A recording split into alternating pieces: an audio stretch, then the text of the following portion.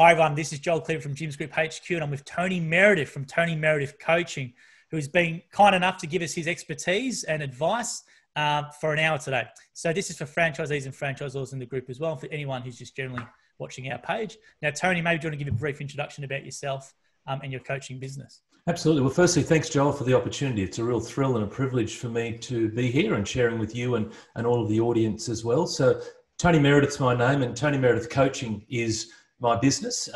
And so what I do is I focus on business coaching, and I specialize in sales, leadership, and mindsets. And there's other business coaches that will do other parts of the business, but for me, I have two key business philosophies. And the first is that sales cures all. So that is, the more we can get in the front door, and it takes care of everything else right throughout the business. And the other philosophy I have is that in order to build a better business, you need to build a better you.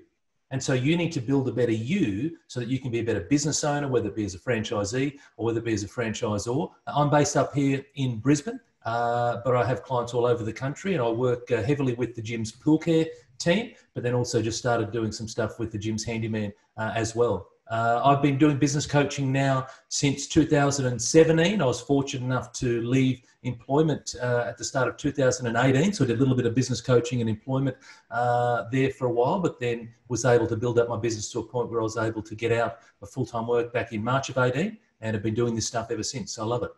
And you've had some pretty high profile roles, haven't you? It's not just someone who says, I'm going to be a coach now, and they're correct. Just coaching, right? You've had a lot of experience. Yeah, and I think that's one of the things that I face in what I do, is that the barrier to entry is quite low. So, I mean, you can go and, change your Instagram handle and you can be a coach. Whereas for me, I've been a HR manager, so human resources manager. I've been in sales. I've spent 20 odd years in sales. I've had a whole variety of senior leadership roles for some very big organizations. Worked for the Mars Corporation. I worked for Sanofi, which is one of the world's largest pharmaceutical businesses, sat on the leadership team there. And I've worked for other companies as well. I started way back when in McDonald's, went through the McDonald's training. So, one of the things for me is that I've got the years of experience in the runs on the board to qualify to be a coach. I've also gone and trained myself in being a coach, and I've studied neurolinguistic programming and really understanding how the mind works and how to get, people to start taking action. Let's start off with the franchisee side. So if there's any franchisees watching, it might be just a bit of a general advice, but obviously it's interesting times for everyone, regardless of the restrictions or not, depending on the state or territory you're in. So maybe do you want to touch on some of the COVID mindset sort of things I've seen before you presented? Yeah, absolutely. Well, the first thing is that it's about control what you can control. So with COVID, for example, none of us asked for COVID to come into this country, right? But it's here, so it's about what can we do about it? So obviously there's the health elements, which is socially distance, wear masks, those types of things. But what is it that you can do in your business? Because one of the biggest issues, one of the biggest things that I get from my clients is that, hey, Tony, I didn't do that because I've got no time, right? Well, given that if you're being experienced by COVID, well, then you've got a lot of time now. Unfortunately, you've got a lot of time. And I'm not downplaying COVID for a moment, right? So there's some, there's people dying, right? It's dreadful. There's the huge economic issues that are going on. I mean, Jim's out there, fighting the good fight for everyone. He's doing a wonderful job of it. But there are some real issues with it. But the point is that within everything in life, there's a negative element and there's a positive element. The positive is that, perhaps you've got a lot more time. And so it's with that time, rather than dwelling on the missed opportunity or the fact that my business was this last year and now it's been significantly impacted, it's 30% less or whatever it might be, what can I do with that time? What are the things that I can be doing? So from a franchisee point of view, could you be doing some marketing? Could you be sending emails out to your database saying hello, making sure they're okay? You don't have to always be selling. For me, it's about constantly branding, creating awareness, attention for yourself, top of mind marketing, so that when, particularly in Victoria, when they do open things back up and someone wants their lawn mowed or someone wants their dog washed or someone wants their pool cleaned, well, the business that they automatically think of is gyms. And so there's plenty of things we do. Maybe it's time to get on top of your books. All these things that we tend to put off. It's like, I'm too busy, right? And we put all this stuff off. But why don't you spend time doing those? So maybe you can spend this downtime in upskilling yourself. Is there something else that you want to learn within your business? Perhaps is it something, it might be on social media. It might be on automated marketing. It might be a business management course that you want to. There's so many things that you can do. So we have an enormous amount of time. So ultimately for me, mate, it's around control what you can control. You can't control that COVID's here. It's here. You can control how you, try and prevent catching it. But what you can control is your thoughts, your actions, the things you say, the things you do. And I think maybe a routine as well is important. I've had a franchisee before on this talking about his days were jam packed. Whereas, some people need that routine. And when you're out of your routine, which might be going, I've got to do 8, 10 clients today, whatever. And as you said, you've got all this free time. Maybe if you're a routine based person, which I think a lot of franchisees might be, hour blocks, maybe half an hour blocks, as you said, maybe to do 10 or 6 projects. And there's so many online materials like there's Udemy now, there's LinkedIn Learning. YouTube, for example, just make sure you get a good person you're following. There's so much material on there that you can access and do and build improve your business during this time.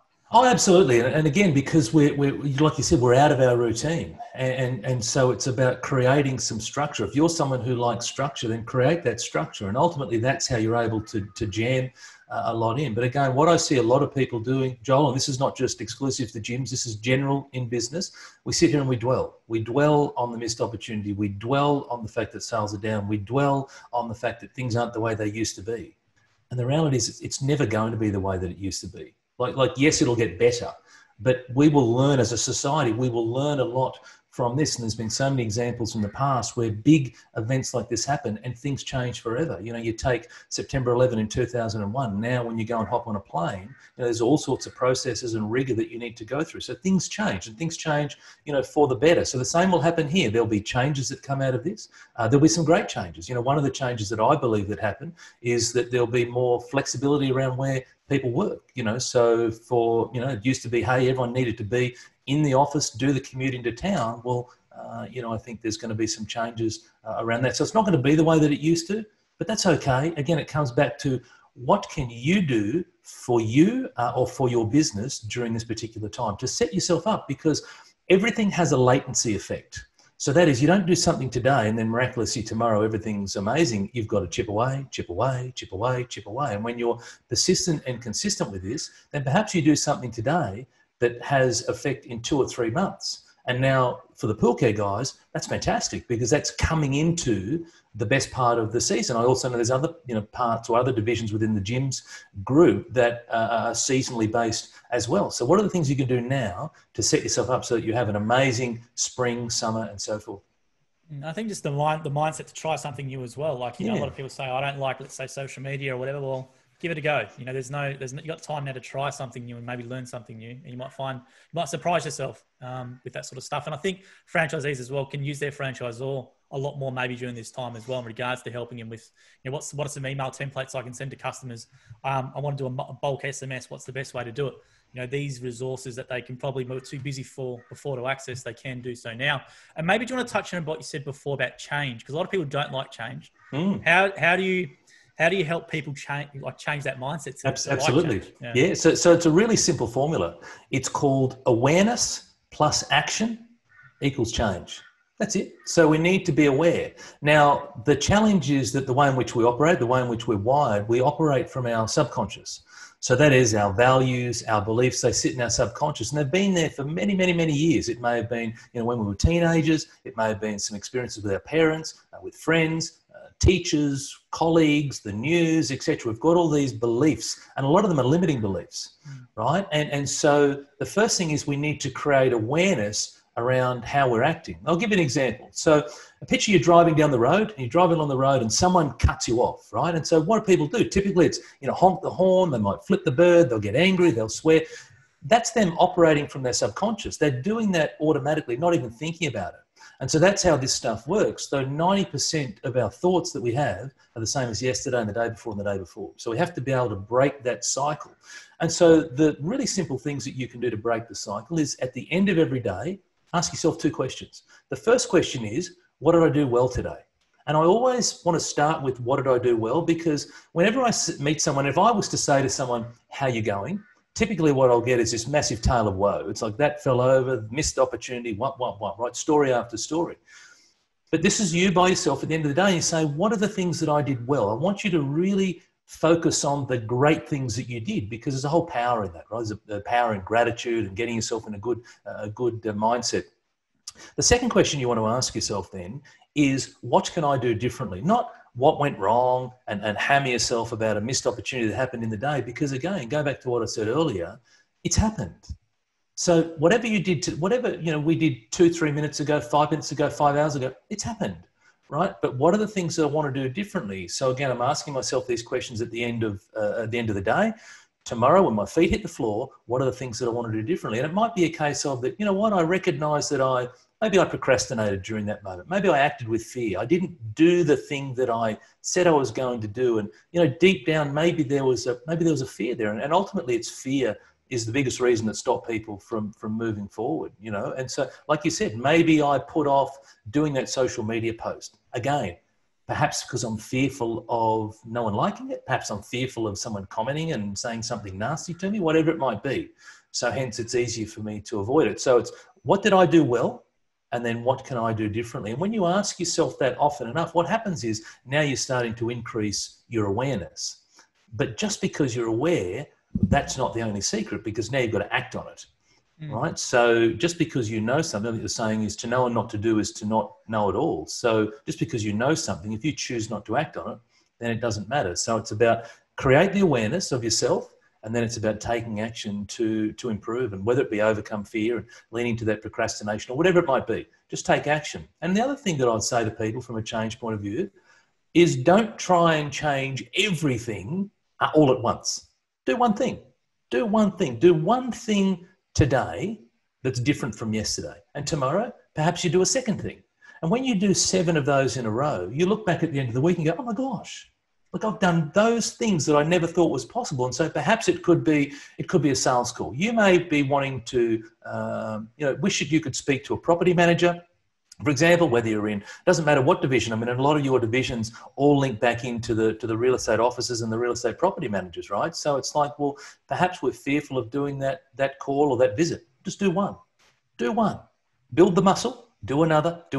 And guess what happens? Over a period of 7 days, 30 days, whatever it might be, then all of a sudden you become highly proficient and skilled at it. And it's no longer the fear that you originally thought it was. And how often does that happen? When we got this thing in front of us and we play it out, we think, oh my gosh, this thing's going to be, it's scary, and you do it and you come out the other side and you go, that wasn't that bad after all. What was I worried about? And we do it all the time.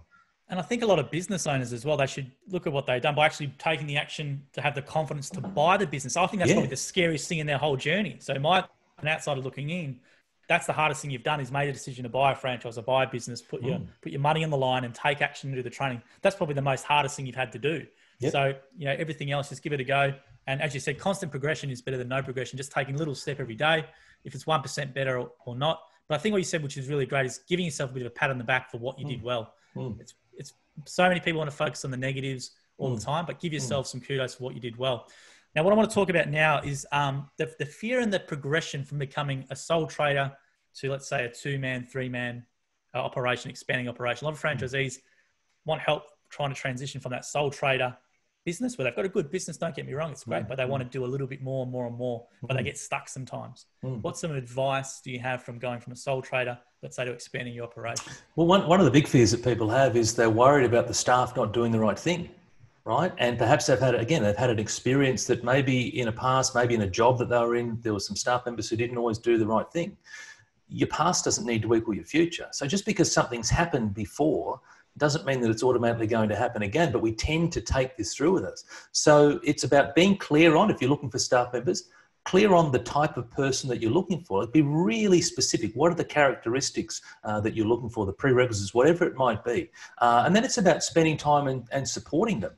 Right? And recognizing that you work for your staff members, not the other way around. So spend time with those people, educate them, help them grow your business, because collectively you're in this together. And also recognize that if you've not hired staff before, you're not going to get it right from the first time. And that's okay, because I have been a people manager for a very long time, but I wasn't a great people manager when I first started out.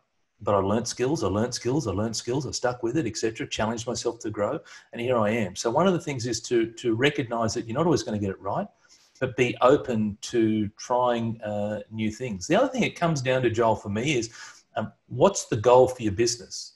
Right? What's the goal for your business? So if you've got a big goal for your business to have $200,000 turnover, $300,000 turnover, etc., you're going to need people to help you. You can't possibly do that on your own. Otherwise, you're going to burn yourself out, never see your family, etc. So recognize that you're going to need people around you to support you, and spend the time with those people. What I find a lot is that people just hire them and say, go off and do your thing. Well, you get out of things what you put into them, right? But when you invest in people, now I understand that it takes a lot of time up front, right? You invest a lot of time up front with people, but it will pay dividends, right? It will pay dividends. The other thing is to not be impatient with people. So along the same lines, so people might say, well, no one can do this thing as well as me. And I agree. At that point in time, no one probably can, because you've been doing this thing for 5 years, 10 years, however long you've been in business. But could someone be as good as you? Perhaps they could. Could someone refine and build those skills and whatnot? Of course they can, right? So it's about recognizing that if your goal is to create, several $100,000 turnover business, you need to have support. You need to take the time in selecting the right person, but then you need to spend the time in making sure that that right person is going to be a good fit for you. I think that's a good point. I'm not speaking for all franchisees, but I do think, Tony, sometimes they might just do that, hire someone and then maybe just say, off you go, without that really investing that's their time, which is the most important thing, into training that person to do a great job. And we all know with the complaint system and how tough Jim is on complaints, you probably really do need to take maybe a step back in your business. You maybe earn a bit less money for a bit to invest that time to someone, which is a risk, and I can understand be scary for someone. But as you said, to build that really big business, they're going to have to do that. Well, you talked about that everyone had to take a leap of faith to get into the system on day one. Like everyone had to leave the comfort of a job, the security of employment, all those types of things to get into it. So they've proved to themselves that they can do this, right? So it's not a capability issue because you did it once. So it's now about taking another leap of faith. But again, in the spirit of my goal means so much to me, and in order to hit that goal, I need to be able to leverage myself and also spend that time with people. Like when you spend the time, you're right. You will not earn as much money because you'll be spending your time training. But I'll guarantee you that when you put the effort in up front and you have the belief, a medium-term mindset instead of an instant mindset. We're in this world at the moment where everything's about instant. And I'm going to suggest to you that as a manager of people, it takes time. But when you invest that time in month 3, in month 4, it pays for yourself well and truly. And guess what? You may even think of doing it again. I know there's a number of guys within the pool care system who have multiple staff on the road. And sometimes, as you said before, in your experience, sometimes you might have to try a few people. You just have to accept that fact. Someone can present really well and be the complete opposite. Someone you might think's not going to do as well might surprise you and do really well. It's just one of those things. So what are some key points or things for franchisees to look out for when trying to employ someone?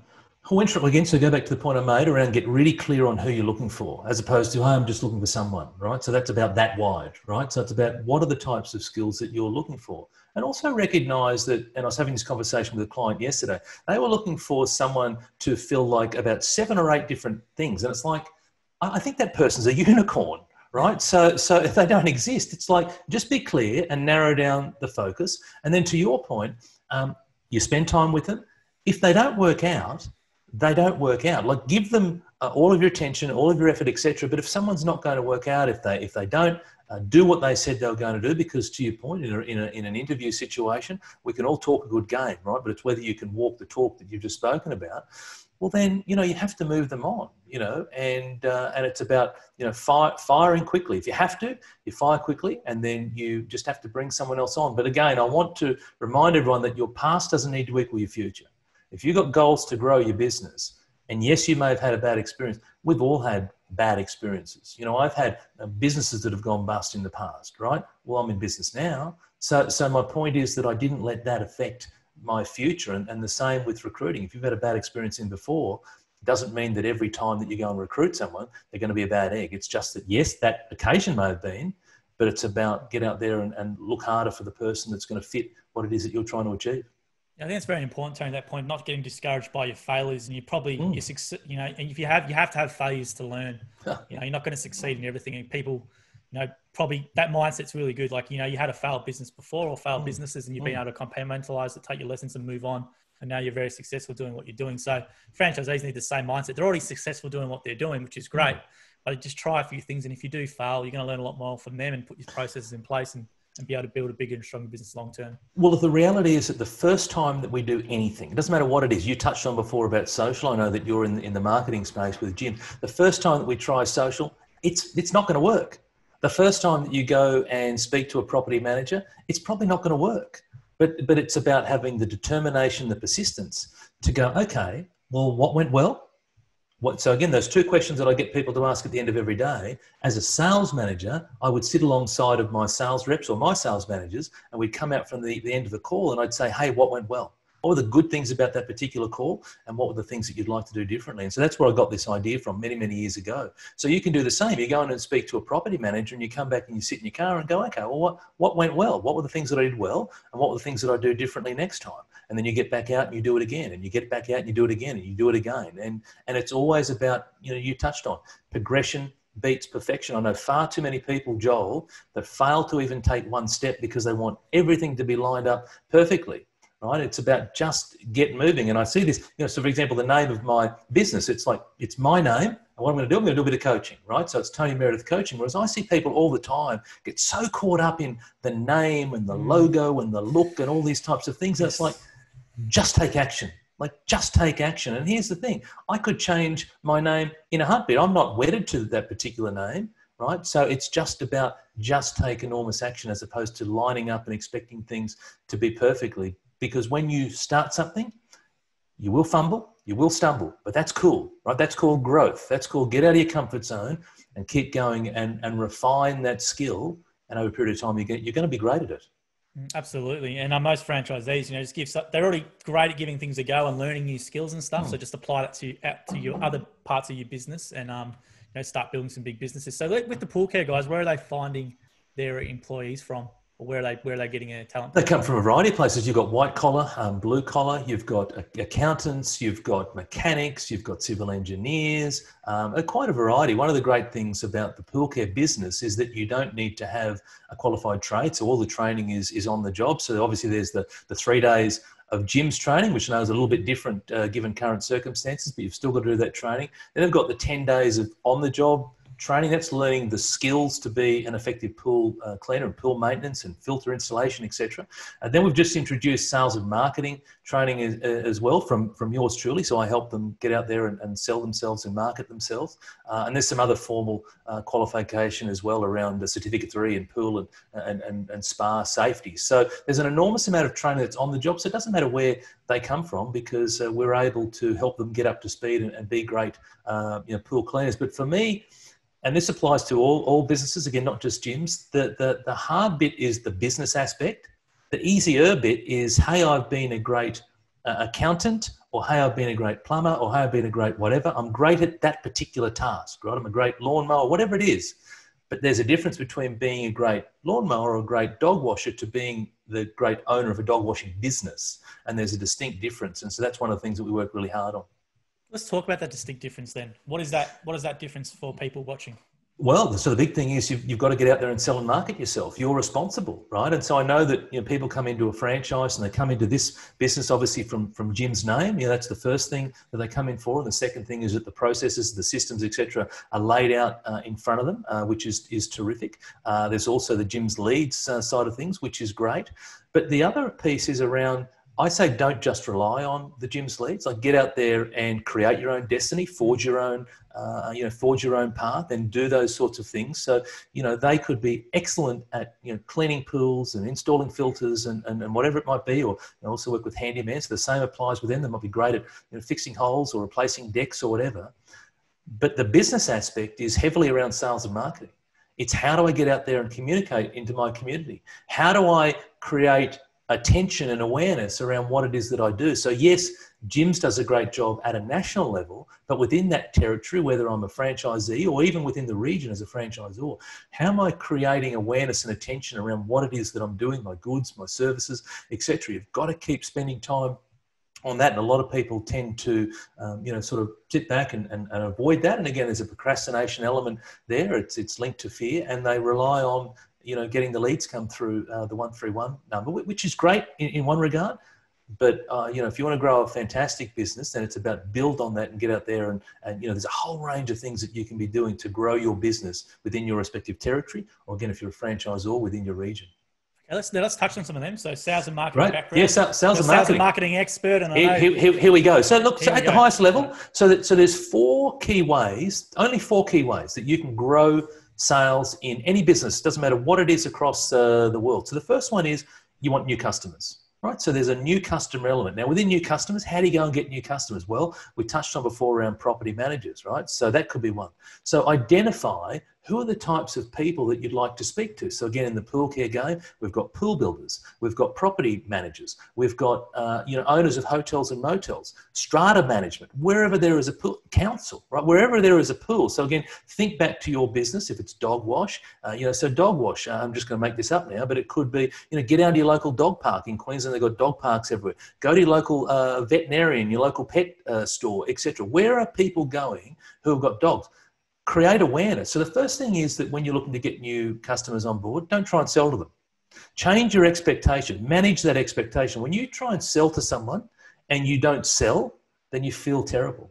But if your goal is to, I'm just going to create attention or awareness around what it is that I do, and that's it. I'm just going to say that I'm from Tony's Dog Wash, or Jim's Dog Wash, and I'm Tony, the local franchisee, and that's all I'm doing. Well, then it's a whole lot easier to achieve my objective. And then when you do that once, again, like we said before, just start with one and keep going and keep going and going. So the first is to get new customers. There's a whole range of other ways you can get new customers through, social media. I know that you guys have some different rules around social media. So speak to your local franchisor in that regard. But whether it be social media, join networking groups. So it might be a BNI, but also, one of the things that I think is a huge opportunity is that you guys here are part of 52 divisions.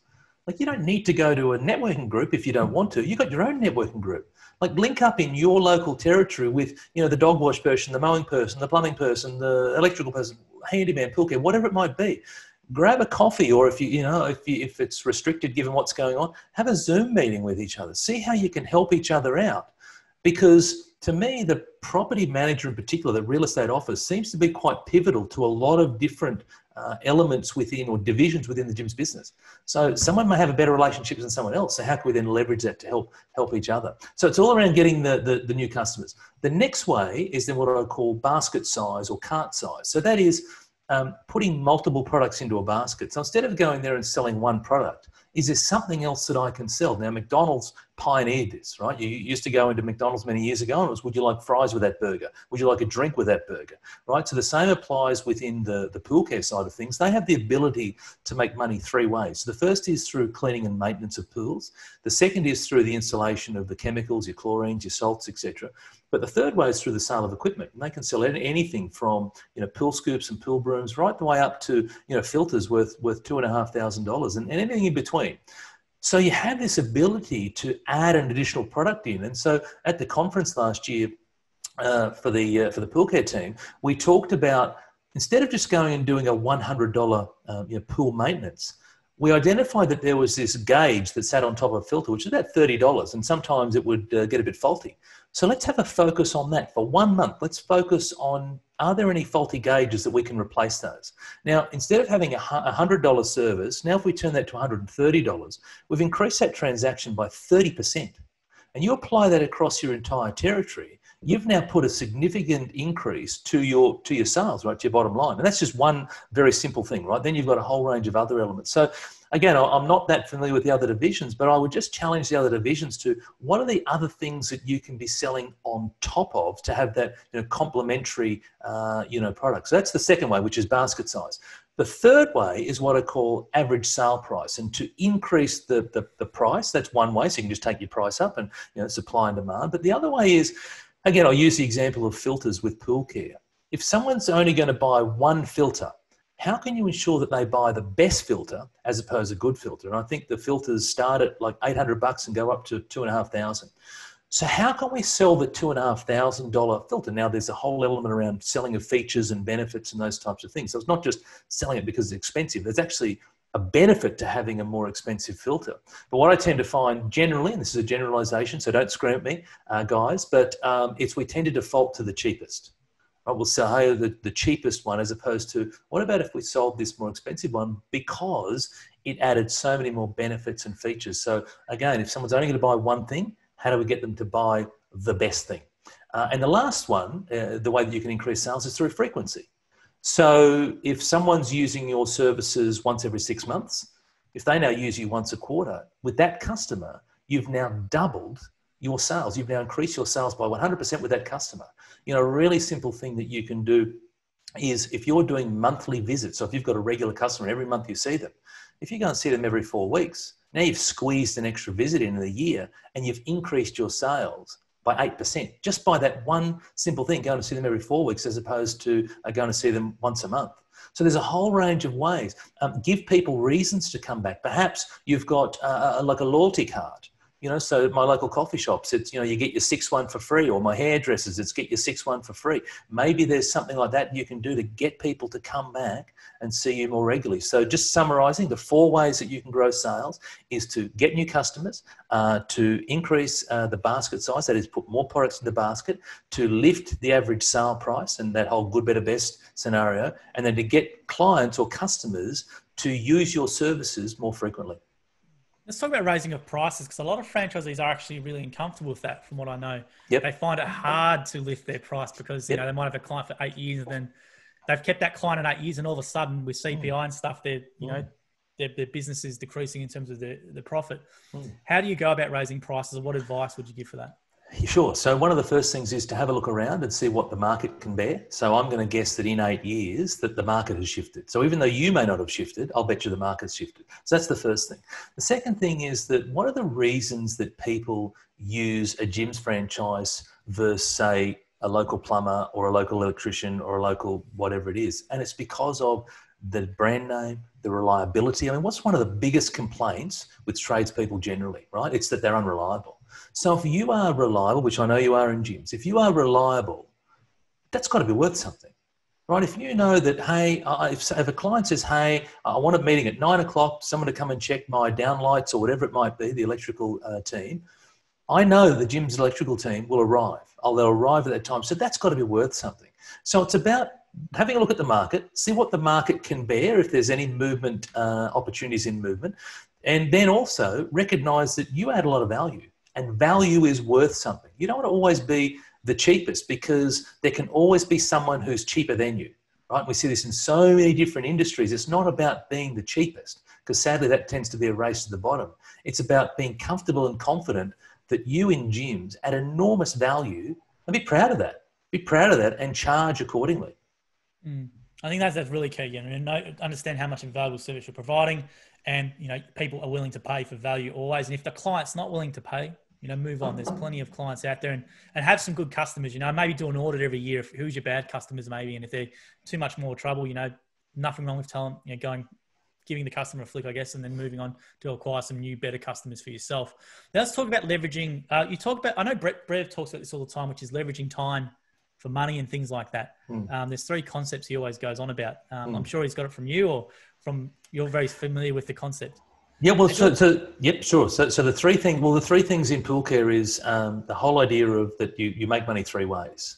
Is that what you're referring to? Or? Yeah, well, I think in regards to our franchisees trying to, you know, obviously they're working in their business so much. Gotcha. Being able to step outside, maybe, because a lot of them might have the aspirations. We've sort of touched on it earlier with expanding their business, but to maybe, let's say, run that crew of eight people, or, you know, run that crew of 6 people, you know, and how to transition into that concept of, rather than you doing the work for an hourly rate, all of a sudden you're managing this big crew. And I'll give you an example with the franchisors that I'm working with in the handyman side of things. So we talk to them about the question you want to ask yourself is this a repeatable process? So whenever new franchisees come on board, they were spending a lot of time in educating. And I said, is that repeatable? Like, there's certain elements that just, it always happens. So what we've got them in the process of doing is creating video.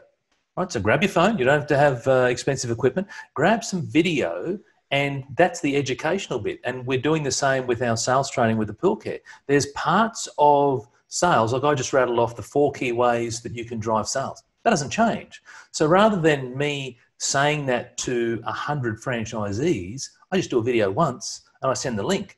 Then when you have the conversations, now the conversations are, hey, you saw the video.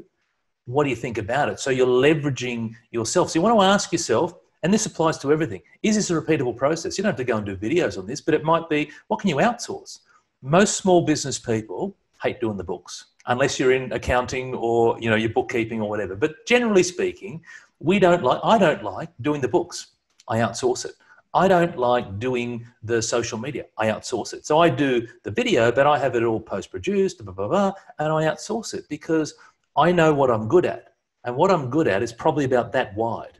And all this other stuff in the periphery, I'm not very good at it. And I don't want to be good at it, right? And so it's about recognizing that how can I then outsource certain tasks so that people who, they love doing that stuff, they're good at it, they take that on. So, for example, I use a VA or a virtual assistant. She helps with a lot of the admin within my business. You know, so whilst I'm coaching or presenting or doing my thing, she's out there, got the back end of the business running for me. And the same can apply with whether it be a franchisee or whether it be a franchisor. Take things off your desk. There's things on your desk that, A, you don't like doing, B, you're not very good at, right? And it's just, you know, preventing you from doing the things that you're actually good at. I think a lot of people find that hard to do. I know in my role, I do a lot of things as well, but I think that's very hard for some people to let go. You know, they might like it or in some aspect, or, you know, wouldn't want to save some costs, but they just realize, you know, and probably as well, identifying what in your business makes you the money, right? What's the activity or activities that make you the most money? It might be only 20% of the actual things, right? So if that's going around quoting all the time and you just need someone else to do the work, well, that's what you need to focus on, is just doing the quoting yourself and making sure you have reliable people who can deliver on what you quote. But you could increase your business that way. But identifying in your business what actually makes you the money and what doesn't, and then, you know, being able to delegate it and pay for it, outsource it. Well, within every business, all businesses have the Pareto's principle. It's the 80-20 rule, right? Or the 20-80 rule, right? It applies. So that is that, 20% of the tasks deliver 80% of the revenue, right? Perhaps 20% of the customers deliver 80% of the revenue, right? So it's the 80-20 rule or 20-80 rule. And so to your point, it's like, well, the 20% of the task being the e-quoting or whatever it might be, if that's going to win the job, then just keep doing that side of things, that whole customer facing side of things, and let someone else, you know, do the administration, do your bookwork, do whatever. Because the last thing that people want to do at the end of a long day is come home and go, righto, I'm ready to get into my books now. It's like, it's just not realistic. So recognize, but here's the thing, you have to spend a little bit of money. And so where the mindset is, oh, I don't want to spend the money on that. But again, let's reverse what it is that we all do here in gyms. In gyms, we are service providers. So we're happy for people to spend the money for us to go and clean a pool or wash a dog or mow the lawn or whatever. Well, we should reverse the philosophy and do the same. Be happy to spend the money on outsourcing my accounting, outsourcing my social media, outsourcing these other things. So again, ask yourself, is this thing a repeatable task? If it's a repeatable task, challenge yourself. How do I improve that? And there's an enormous amount of technology that's available to help us do that sort of things. And then the other is that, to your point, you know, should we even be doing that task in the first place? I think it's a great advice there as well. Now let's touch on the sales for franchisors, which is a bit different. So we've talked about for franchisees with customers and selling their services. With franchisors, it's a more of a high value ticket per se. You know, it's a 15, 20 grand, 30 grand investment. You're trying to get someone to trust you with all this money to go on a basis of, let's say, verbal promises or, you know, whatever it is, you know, to then start their own business. So going from a full-time employment, let's say secure place, to a really risky thing. How do you transition them across? What's some advice you have for our gyms franchisors? So the first one is you want to get leads in the top of your funnel. Like there's just not enough leads in the top of the funnel. Brad, if you're watching, we've got to get more leads in the top of that funnel. But we've got to get leads in the top of the funnel. Now that costs money, right? So you know yourself, in marketing, you've got to spend money, whether it be on Google AdWords, whether it be on Facebook marketing, whether it be on, you know, Seek.com, whatever it might be, you have to spend some to make some.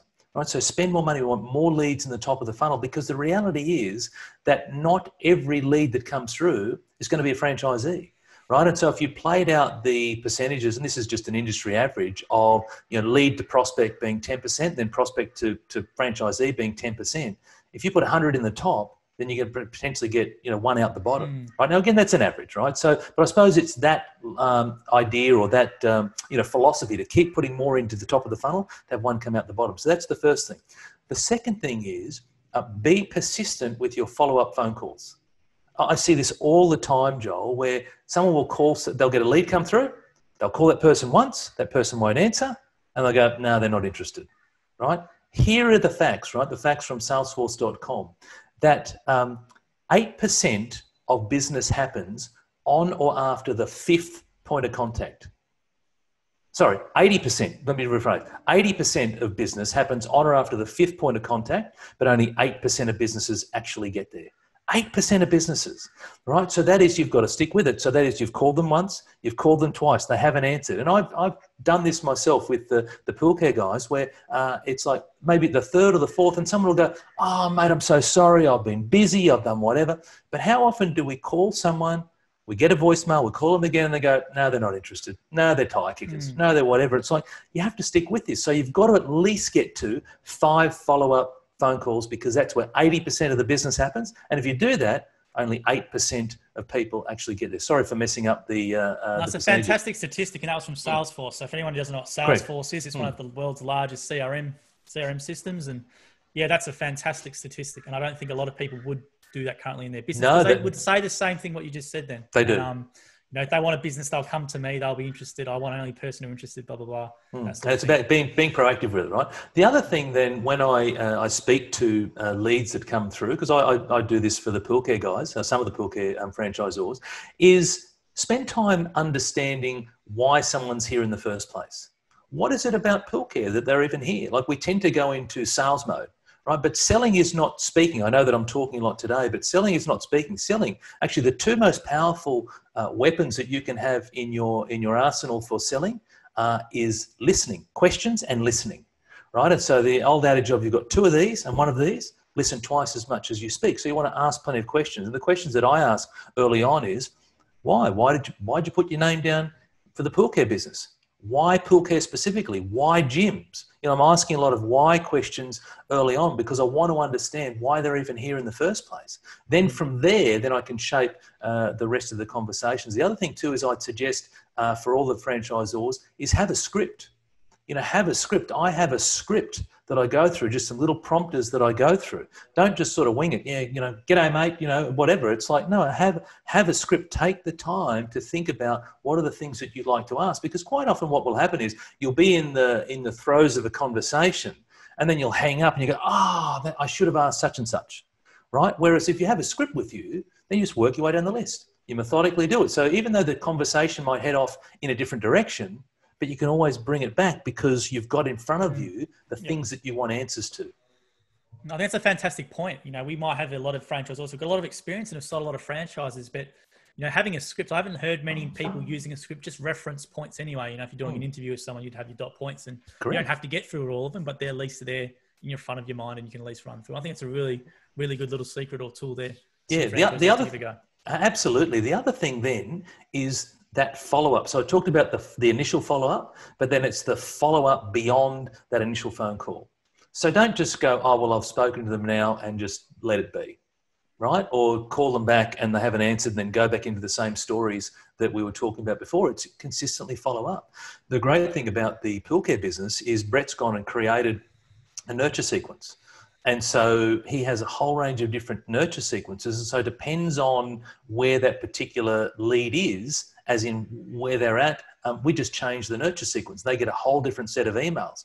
So you talk about the time, the efficiency, etc. Brett spent a lot of time and money and effort up front to create this thing. Now it's very, very easy, where you just simply use the CRM, the customer relationship manager, and you just change the different number to based on where that lead is, and they'll just get a whole different set of emails. So for example, it might be that, you know, our immediate goal is to get people into the van. You know, we want to get them into the van, have a ride along day, etc. So once you've had that initial meeting, then you just change the setting, and now sends them a whole lot of different emails around the van, you know. And so it's a terrific way, and he spent a lot of time, as I said, in setting it up. But then also for me and for other franchisors, it's about that constant follow-up, the constant communication. You know, keep reassuring me, again, I'm putting myself in the shoes of a potential franchisee, keep reassuring me that I'm making the right decision, because I'm about to invest 20, 30, in the case of pool care, $69,000 plus a vehicle. Like, you know, it's a lot of money. So keep making me feel good. And it's not just doing it from a sales point of view. It's doing it because you genuinely want people to feel good about this decision. You genuinely want to nurture them through the process. And then also once they start, reassure them. It's like, you've made the right decision. You've come to the right place. So there's a whole range of, there's little, mate, I call them the one percenters, and they use this term a lot in football. The one percenters, the stuff off the ball, the tackles, the shepherds, whatever it might be. The same applies. It's just, you keep doing these little one percenters and it makes one hell of a difference. I think if you're unsure about setting up systems like that as well, because it can be quite confusing, using ththings like Keep or, it used to be called Infusionsoft and things like that, outsource it, and it's worth, I don't think people might want it. Like, here's a large sum of money to give, let's say, to a digital marketing consultant or someone to set me up this nice funnel from when a lead comes in. As you said, go through the nurture sequence, but that money, that investment up front could lead to an extra sale or two every year, and it pays for itself. And that's the mindset you've got to have. You've got to spend money on those to systemize your inquiry business or processes if you're not that confident with it. A lot of franchisors have set up their own ones, which are great. But if you're not confident, identify that, as you said before. If that's not your skill set, do an email funnel and things like that.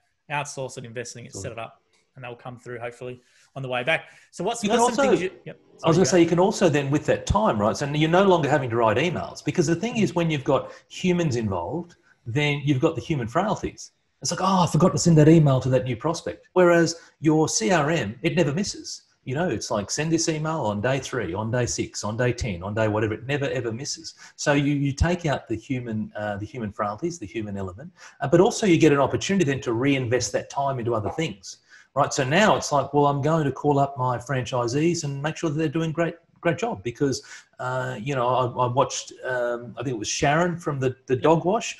She talked about the number one key to selling heaps of franchises is to have a really happy franchisee network. And so with the time, instead of spending this time on sending emails to, certain prospects, you can reinvest that time back into your franchisees and help them get up to speed and help them grow better businesses. So it's this whole, driving efficiency with the time. All of us only have 168 hours in any given week. That's it, all of us, from, Warren Buffett to Bill Gates, right down to all of us, right?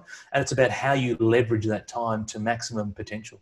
Absolutely. And I think we have some technologies in gyms, which franchisors watching, like, the FSO Assist or Jimbo app, which is going to have a CRM functionality built with it before inquiries and stuff like that. Yep. But I think as well, what you said is really important. What Sharon, says as well, is the supporting of the franchisees, because they'll sell the business for you.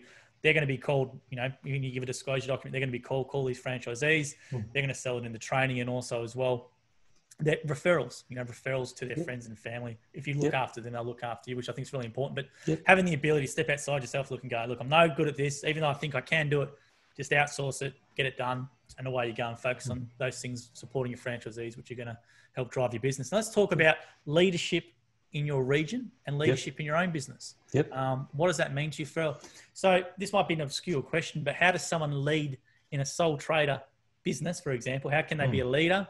Obviously, they might get a crew person on, or for regional franchisors who are leaders, let's say with 30 franchisees, 50 franchisees. Yeah, sure. So firstly, it's important to note that leadership is a behavior, not a job title. And I see this all the time. I've worked in some very big businesses with plenty of employees, and also, the clients that I deal with now. Leadership is a behavior. We all can lead. Leadership can be doing what you say, being punctual, setting high standards, following through. That's leadership.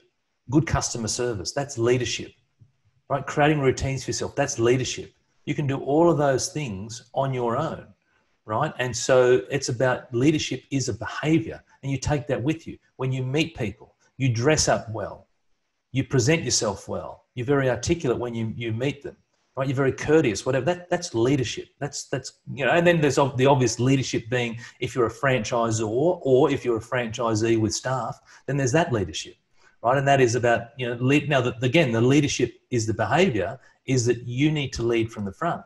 So if you're a franchisor, that's where the culture starts from. The culture doesn't start from the bottom. The culture starts from the top. And I appreciate that in gyms, obviously it starts with gym, but within your particular region, if you're a franchisor, the culture of that region starts with you. You get to set the tempo, the pace, etc. So if you're a bit lackadaisical, a bit slack, a bit slap happy, well, that's the culture you're setting. Well, that's not leadership, right? So it's about, what would you like to your particular region to be like? So it's about investing time with people. We talked earlier about you've got to spend time with people to get the results. You can't just go, hey, there you go, all the best, I'll do my monthly call and she'll be right, mate. It's like, invest in your people. Invest time in your people. Care for them. You know, they've gone and invested in you, in your little business, and so invest back in them and help them grow phenomenally successful businesses, and whatever that means. So, you know, there's a variety of different goals within the pool care business. We've got some of the guys and girls who are just happy to do 4 days a week and play golf for 3 days. Awesome. You know, and then we've got other, you know, guys and girls who, you know, want to have, you know, $200,000-$300,000 turnover businesses with staff on the road. You know, and that, to me, I mean, that's a great thing that Jim affords because of the flat fee structure, right? But I mean, it's about helping your franchisees achieve whatever objective it is that they want.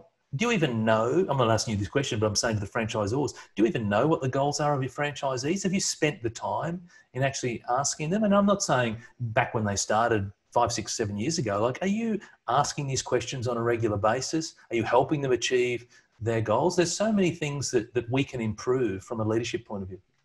No, I think that's really important. I think it's something that's not talked about enough. And a lot of our franchisees also have great leadership skills and stuff like that. And so do our franchisees, because they all have different backgrounds. They might have come from a management type background into the business, or they've had leadership roles in the business and become really successful franchisees or franchisors. So I think a lot of those skills is there, but I don't think it's something we really ever talk about from a national level. How do we help create more leaders within the region? We sort of expect it to happen itself.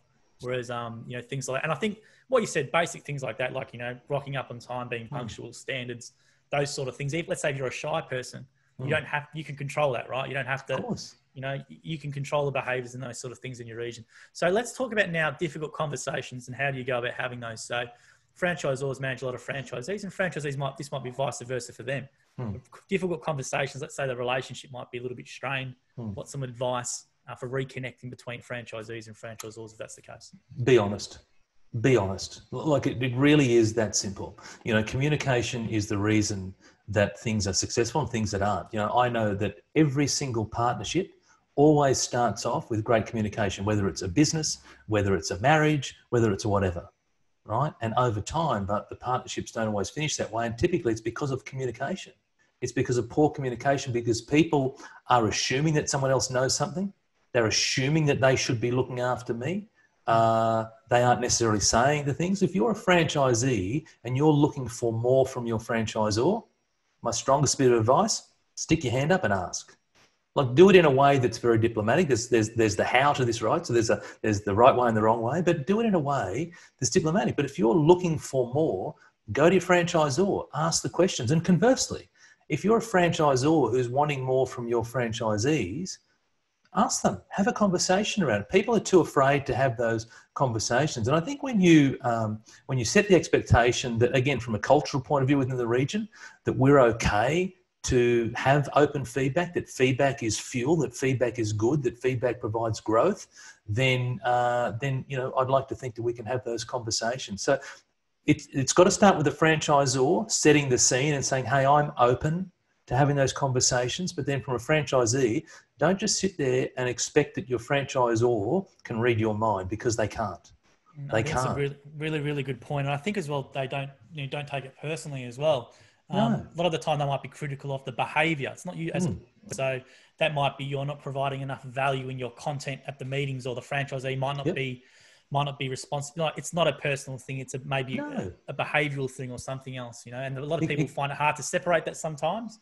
But I think if always as a franchisor or a Z level or even a national level, try not to take it personally and just separate it out to actually what are they really trying to say to you, and having the maturity to look at yourself and go, okay, yeah, that's fair enough. And work. Well, the other thing that happens is when you don't say something, and we all do this in all parts of our life, what happens is you suppress it, and you suppress it, and you suppress it, and you suppress it. It ends up happening. It's like, this thing just explodes. And then all of a sudden you say things that you wish you never said. But once you say them, it's very difficult to bring them back. So if rather than let things fester and build up and go beyond a point where they don't need to go, have a conversation with people. Like, we're all adults, you know, we're all out here looking to grow successful businesses, right? So we've got that common goal, regardless of what division, regardless of where you live, we've all got that common goal, and to grow successful businesses. So how can we help each other grow successful businesses. And that comes down to, again, it's the magic C word, which is communication. And also some stuff at the start, you said you can control your attitude. You can control being proactive with your communication in your business, whether it be customers or with your franchise or back vice versa. You can control all those things. And sometimes you just need to take, let's say, a step back and maybe put the ego to the side, because everyone's got an ego in some extent, just to make sure and you do that. And I guarantee you, anyone watching or listening who does take the first step and be proactive in a relationship or a business relationship will be very happy that they did. Well, the other point to add to that is, which is exactly right, is accept 100% responsibility. Your business is a result of your effort. Don't blame coronavirus. Don't blame the market. Don't blame poor leads coming through from the 131 number. What are you doing about it? I often say that to people, right? When it's like, oh my gosh, my sales aren't where they need to be. Cool. Tell me what you're doing. Well, waiting for the leads to come down the 131 number. No. What are you doing? What are you doing specifically to do that? And again, regardless of what division you're in, there is an enormous number of things. I talked about at the very top level, right? And that was just trying to simplify it for people. But there are so many things that you can be doing. And one of the best ways to grow sales is to constantly leverage your existing database. Right, we work hard to try and get new customers. Well, new customers are expensive because they don't know us, they don't like us, they don't trust us. Perhaps they know the Jim's brand, but maybe they don't know, Jim's dog wash in Manly Warringah, right? So we've got to build that relationship of know, like, and trust. But you've already got people in your database who have used you previously. They know you, they like you, they trust you. What can you be doing with them? When was the last time that you communicated to them and talked about a spring special on dog wash, or some advice on, as the weather warms up, here's some things to consider around ticks and fleas? Again, I'm not a dog owner, I'm just making stuff up. But my point is that when was the last time that we added some value to our clients that are on our existing database? That is the easy, I'm not saying it's easy, but it's the easier sell, because they already know you, they already like you, they already trust you. You just haven't spoken to them for maybe 9, 12 months. And so you are no longer top of mind. When I think dog wash, I'm not thinking Jim's dog wash, but all of a sudden there's this email that comes through. It's some real value. It's some information for me. It's assisting me, and it's coming through consistently. It might be once a fortnight, once a month, once a week, whatever is appropriate. It's all of a sudden now that I may not need my dog wash to start tomorrow, but in 2 weeks' time I do. And the only name that I think of is Jim's dog wash, because that keeps coming through. It's top of mind. It's top of mind. Yeah, that's fantastic. That's a great advice for franchisors as well, being top of mind on the various platforms. And one thing I'll add in there for franchisors, I harp on this phrase a bit, but it's a Gary Vee type of thing, is where is awareness the cheapest? At the moment, awareness is the cheapest on various social networks in regards to how many people you can reach for a price, right? So where is attention the cheapest, regardless of what you think of the platform or whatever? At the moment, it's social media. Back in the day, it was, let's say, TV. It was probably one of the only mediums where you could get so many people for a large amount of money, whereas now there's other avenues where you can get awareness, or where's attention on your brand for the cheapest. And same for franchisees as well. That'd be a free thing, right? If you have an existing customer base of people, I can grab their awareness for free by just doing some proactive action and emailing them, SMS, whatever it is. If you're not comfortable, it just takes effort. That's what it is. The difference between success and mediocrity is the ability to take action. That's it. It's no more complicated than, I'm not suggesting for a moment it's easy. This stuff is simple, but it's not easy. What I teach people is simple, right? It's simple things that you can action and activate straight away. It's just that people choose not to do it. It's just that people, and again, there's a myriad of different reasons. We don't have long enough to go through the reasons why they don't, but typically it stems around fear. That's the key reason, stems around a limiting belief. And the biggest limiting belief of all is the fear of being criticised by the people.